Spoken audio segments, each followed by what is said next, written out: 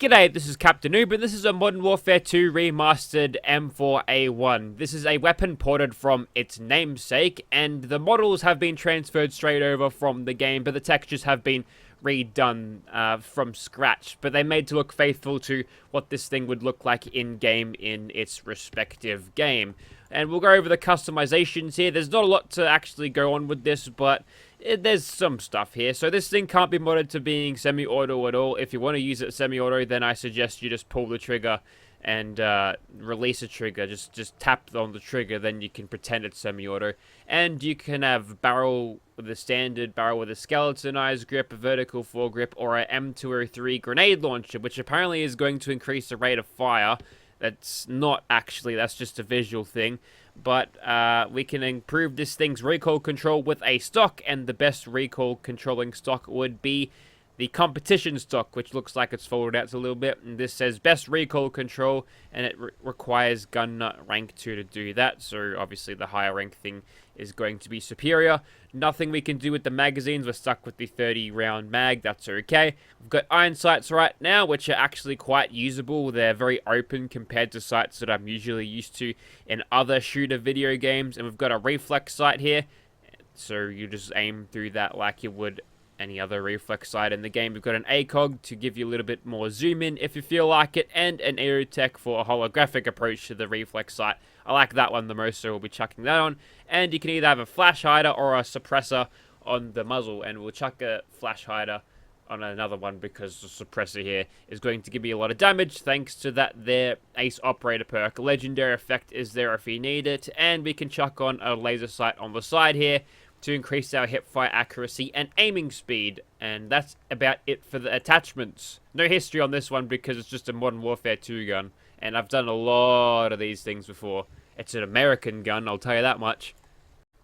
On the chemistry workbench, you'll find a new folder called MW2R M4A1. Here you can craft the weapon itself. It will require an assault rifle and a bunch of assorted parts. 40mm grenades for you to use on the M2O3 grenade launcher, which we've just mounted to the bottom. And for 1 acid adhesive, 3 copper, 2 fertilizer, and 4 steel, you get 30 whole grenades to utilize. So you can basically spam these all day, all night, because it only takes a tiny bit of resources to bring those back. And the way you actually activate this is you toggle it. If you've got this weapon in your hands, it's got an M203 on the bottom, just put this on a hotkey or something, and you will switch over and shoot grenades. Worth mentioning, however, if I set the hotkey to change to the M203 and I've got more than one of these in my inventory, it won't actually allow me to switch over. But now that I've got just the one, and now I can switch between the standard bullet firing and the grenade firing just by at the press of a button, which is nice. This weapon mod also requires the service rifle overhaul, which is its own standalone thing. Used to be a thing that you'd give to Wasteland Melody's service rifle, but that's all standalone now, and that's a gigabyte download, so you know, you got to be really committed to using that one. You probably have it already though. It's a very well made mod, so this is just adding a little bit more to it. And if you like these things in Call of Duty, you can bring them into Fallout 4, no worries. Righto, so here we are outside of the Immersive Gunners Plaza. Once again, looks like it's about time to go here, don't you think? And this is what the thing looks like in first person. You've already seen it, so I'll just quickly aim down sights to show you what the aerotech looks like. And taking a look at this thing in third person, you'll note that you're holding the bottom of the handguard of the M203. But if I switch over to the foregrip one, you'll hold it where you should. So nice attention to detail here. This one's got the ACOG scope for a little bit more zoom in without the suppressor on the front, and obviously the foregrip, which we're going to promptly dump on the floor because I want to switch between grenades. So we'll bring out this one again. We'll hit the 1 key, which will switch over to this, and you can tell the weapon's going to be firing the grenades when it's sort of cocked up like that. A little bit of a tilt on it. So we'll put some grenades over here and see what we can do. This reminds me of a video I once saw where there was some Marine somewhere in the Middle East somewhere, and he was sitting next to a box of M203s, and he launched about 70 of the bastards. Just spammed them out.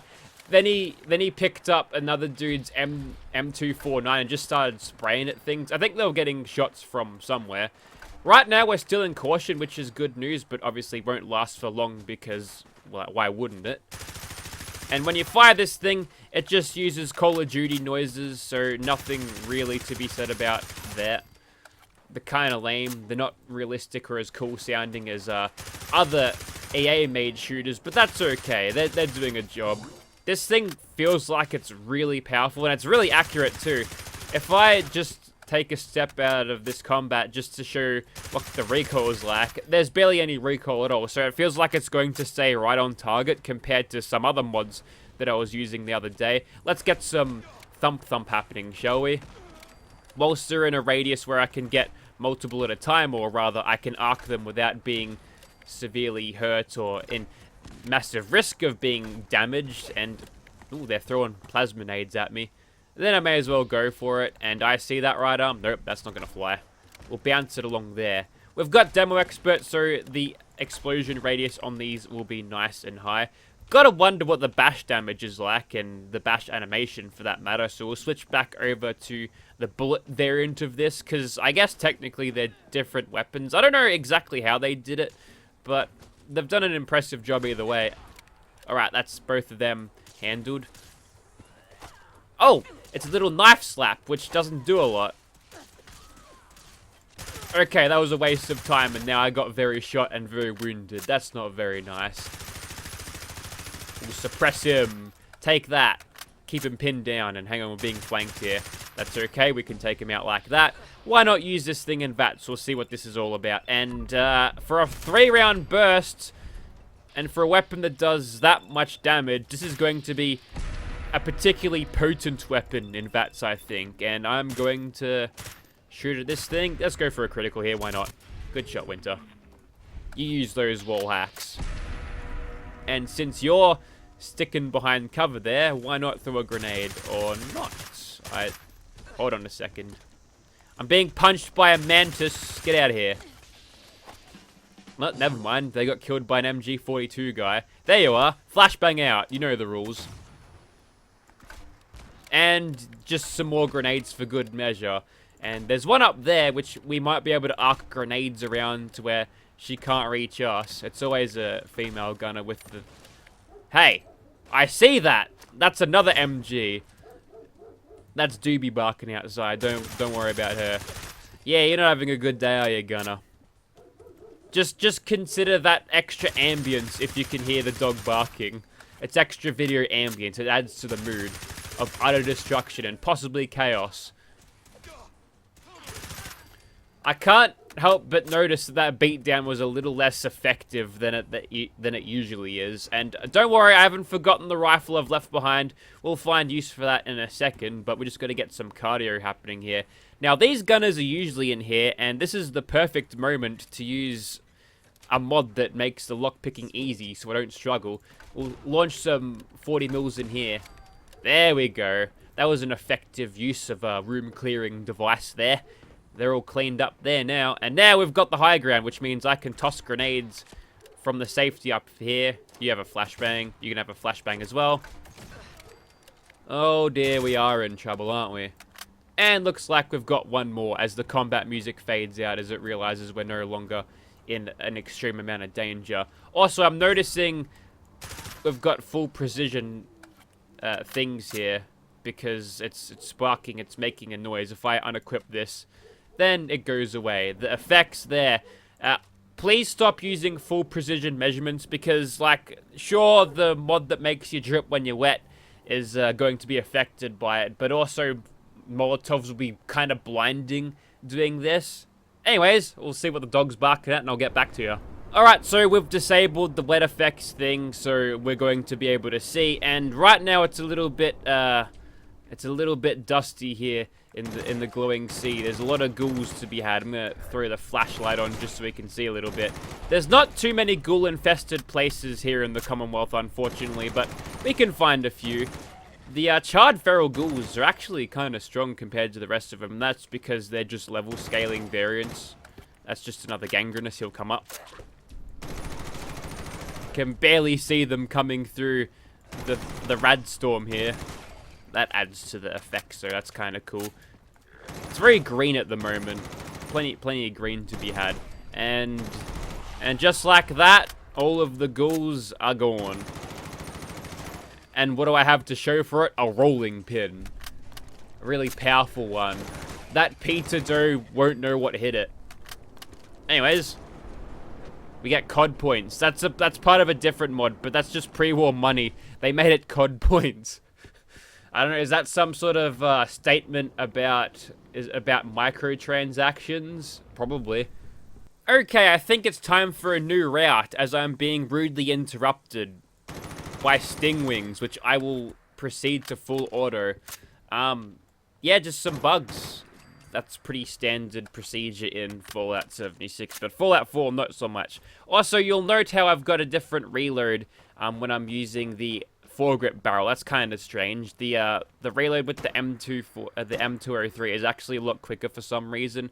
But anyways, I wanted to pick up a few more ghouls, so that's why I'm here first and foremost. And these guys, well, perhaps I need to get a level scaling mod where these guys will be like proper gangrenous and chards like the White Springs would be in Fallout 76, because there just isn't enough ghoul places for you to get those zombie vibes off, you know? But that's okay. The next target will be these raiders squatting in this old hotel, and I see one right there. That's a veteran, and that's one shot to the head. I see she was wearing the Capital Wasteland pain spike armor. They decided to take they took a weird direction in Fallout 3 and obviously New Vegas, because asset flippery with Raider armor. They made it look a lot like Mad Max. It's slightly more practical looking in Fallout 4 though, and I think it's probably a little bit better that way. Although maybe it shows you, and I think they were doing this with the Raiders, they made them look like less like psychotic cannon fodder than they would be normally. And there's Deathclaw there. Look out, he'll get ya. I'm gonna bash him. Take that. Quickly finish him off. And there were super mutants here, but clearly not anymore. So we're in the mood for hunting Deathclaws, so we'll do just that. And there's a couple around. You gotta hunt them out here. And what we'll find is big lizards. That's a frag mine. And they're a little bit sparsed out from each other. This is just a standard Deathclaw. We can attempt to pacify the little baby level ones, but that one, no avail. And I believe there's a couple more around this direction. Yep, we've got a chameleon Deathclaw. These ones are kind of neat. I don't think I see these in Fallout 76 a lot, but they've got a shifting color scheme, which is really awesome. They like showing off the Deathclaws, but all of that time you spent roaring and stomping was time that I got to really zero in my aim there. But there's even more. This is one of the set-piece fights in Fallout 4 where you can actually encounter behemoths take on Deathclaw. And this is part of the reason why you'll find Deathclaw hides and also Deathclaw meats on behemoths. That's a basic Deathclaw. He'll go down nice and easy despite being super outranged. And there's a little baby swan. He's doing his best. Yeah. He ain't gonna last very long. So, the tour of Deathclaws is almost done here. I believe there is one more over here. And we've had a really light level draw here. Usually we'd expect a few more in the way of glowings, maybe.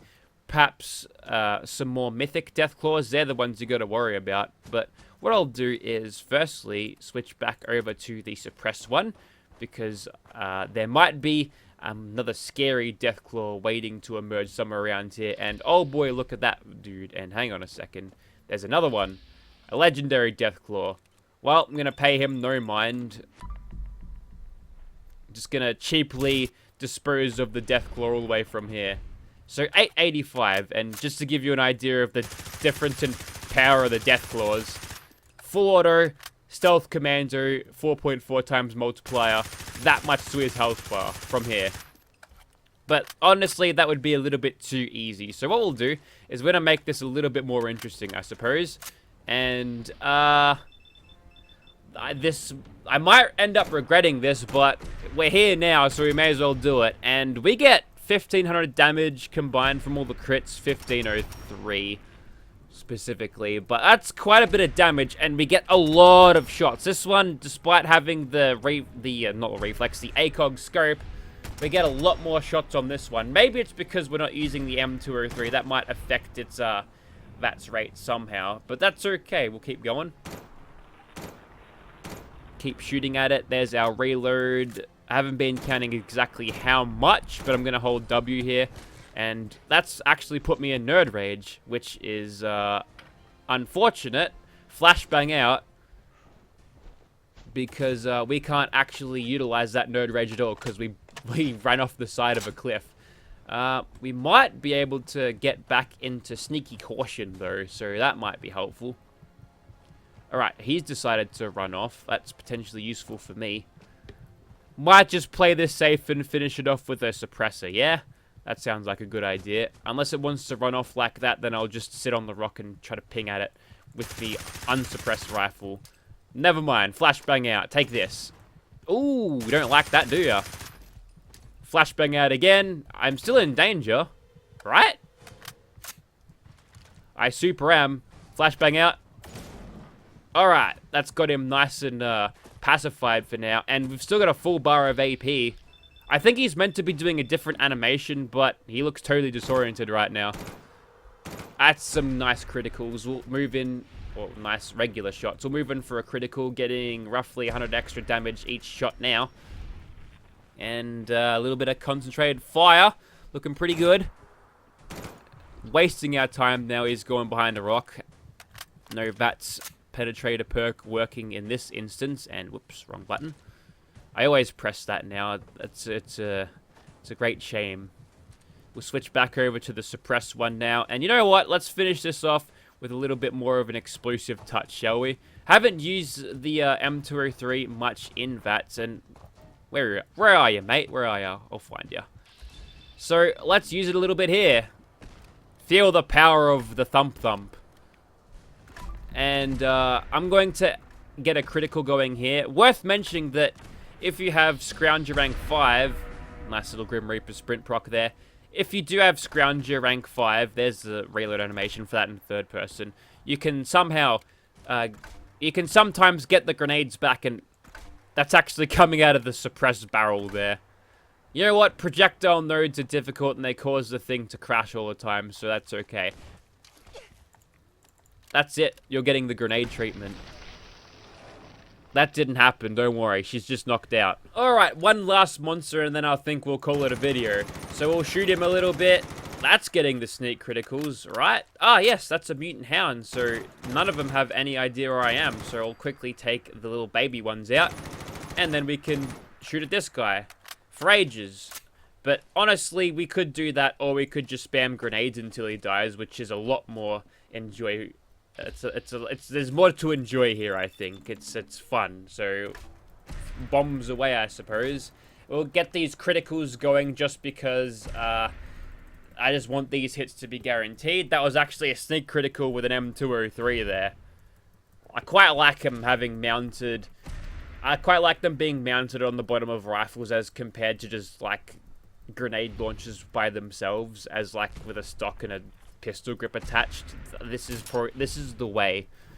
And there we go. There's the proc of Scrounger there, immediately refunding that grenade.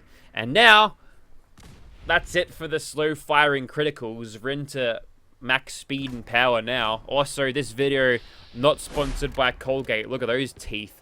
No good. And hello? There's never mind. There's someone who wants to fight you.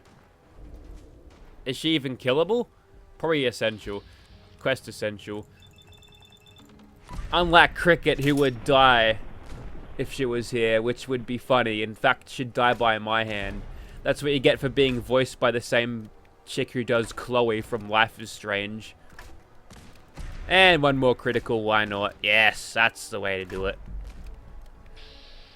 So keep in mind that I am, yes, using a lot of grenades here, but this guy's got a lot more health than you get out of any other enemy in the game, mostly. How dare you? I'm gonna sit behind this fence. You can't get over the fence. Now you're attacking old mate again. That's useful for me. Wait, did they run all the way down the road? What the hell's going on down there? No, is that just a random ghoul? Maybe. There might be a ghoul. Right, so we've got a decent elevation. Oh, wait, no, she's on the ground there. Is she gonna get back up? I think he's coming after me.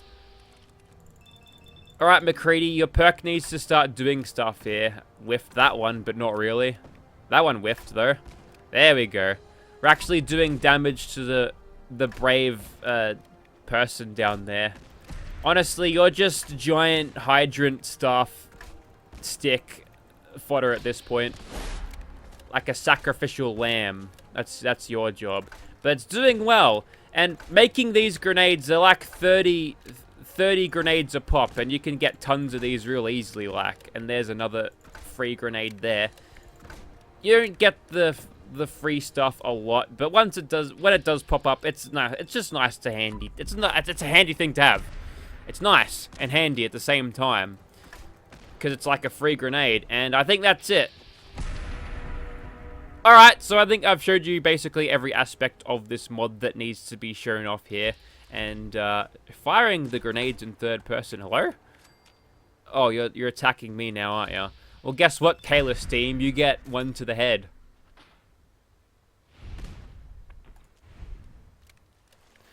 I don't want to talk about what mod she's from, because it's like a nightclub thing, but like the modder who made it got a little bit too much horny in it, alright? As far as quest mods go, it was one of the better ones I've ever played, but my god, you need to tone it down. Although that's what I get from downloading from that site. If you don't know, then don't bother asking. Anyway, that there was the Modern Warfare 2 Remastered M4A1. I had a lot of fun with it. I think it's a well put together mod. Mostly piggybacking off the service rifle that there is already, but that's okay. It's a decently well-made recreation of this thing, and if you're especially attached to this thing from Call of Duty, then you can get it in Fallout 4 form, which is cool, because you can make Preston use it, I guess. There's some merit to that, right? Thank you very much for watching, guys.